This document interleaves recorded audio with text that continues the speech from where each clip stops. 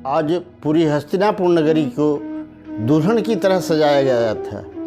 जगह जगह तोरण द्वार बने थे और बंदीजनों को लगा दिया गया था। मेन रोड से राजमहल तक फूल बिछा दिए गए थे, क्योंकि केशव आज शांति दूत बनकर कर आ रहे हैं। ये हस्तिनापुर नरेश को संदेश प्राप्त हुआ है और दुर्योधन भगवान हमारे ही पक्ष में रहें, इसके लिए इतनी तैयारी कर रहा है कि भगवान खुश होकर के हमारे पक्ष में रहें। इधर घर से निकाले गए विदुर और विदुरानी कदली वन में इंतज़ार कर रहे हैं कि भगवान आएंगे, हमारा दर्शन कैसे होगा।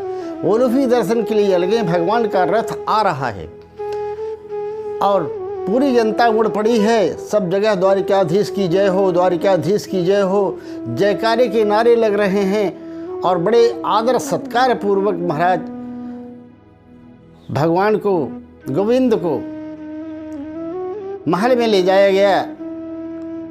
गोविंद उतरते ही जा कर के धृतराष्ट्र को प्रणाम किया, भीष्म पितामह को प्रणाम किया। बड़ों का आदर करना कोई सीखे तो भगवान श्री कृष्ण से। और तब धृतराष्ट्र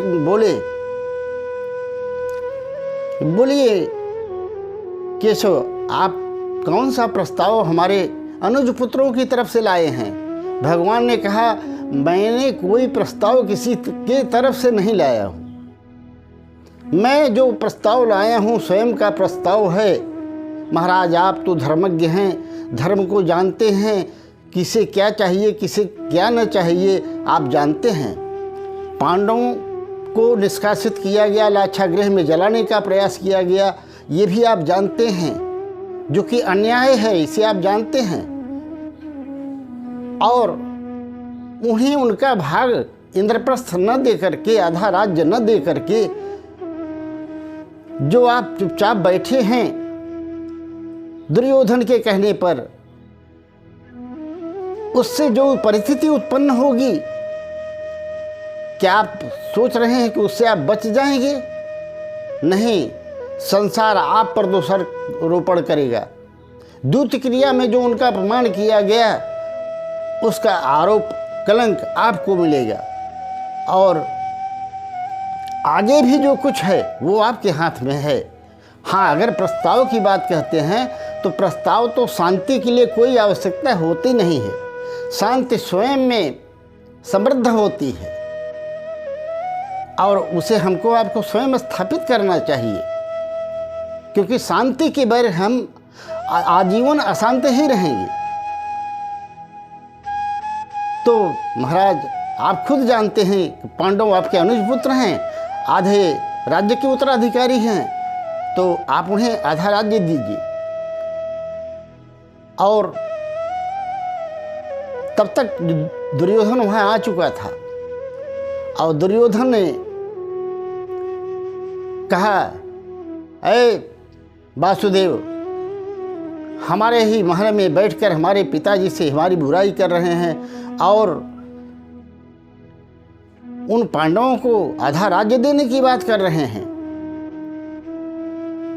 तो भगवान कृष्ण ने कहा, दुर्योधन तुम चुप रहो, मैं जो कुछ कर रहा हूँ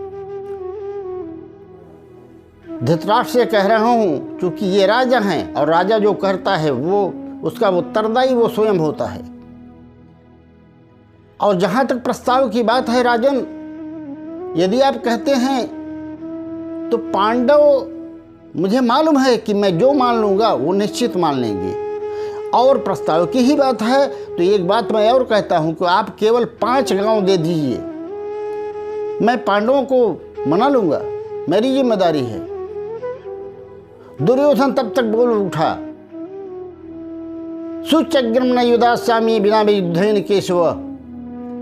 अरे आप आधा राज्य 5 गांवों की बात क्या कर रहे हैं? सुई की नोक के बराबर भी जमीन मैं पांडवों को देने के लिए तैयार नहीं हूं। युद्ध होता है तो होता हो, अब तो युद्ध अनिवार्य है, जो जीतेगा वो राज्य भोगेगा। केशव ने मुस्कुराते हुए कहा, दुर्योधन तुम अभी बिल्कुल नादान हो। तुमने युद्ध की विभीषिका देखी है, सुनी होगी नाना नानी की कहानियों में, दादा दादी की कहानियों में। युद्ध की विभीषिका से पूरी पृथ्वी वीरों के रक्त से लाल हो जाएगी, लाखों विधवा हो जाएंगी, लाखों बच्चे अनाथ हो जाएंगे, और इसकी पाप का ये पुंज किसके सर पर आएगा? तुम्हारे और तुम्हारे पिता के ऊपर।